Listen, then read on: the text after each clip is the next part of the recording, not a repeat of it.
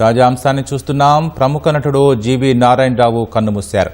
100కు పైగా చిత్రాల్లో ఆయన నటించారు. 1976లో కె. బాలచంద్ర దర్శకత్వం వహించిన అంతులేని కథ చిత్రంతో నటుడిగా పరిచయమైన ఆయన తొలి సినిమాకే ఉత్తమ సహాయ నటుడిగా నంది అవార్డు అందుకున్నారు.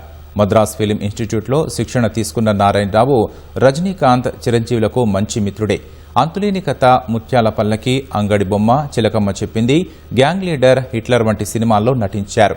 దేవాంతకుడు, ఇంటికో రుద్రమ్మ, యముడికి మొగుడు, పెళ్లి నీకు శుభం నాకు సినిమాలను నిర్మించారు. నారాయణరావు మృతిపై మూవీ ఆర్టిస్ట్ అసోసియేషన్ మా సంతాపం తెలిపింది.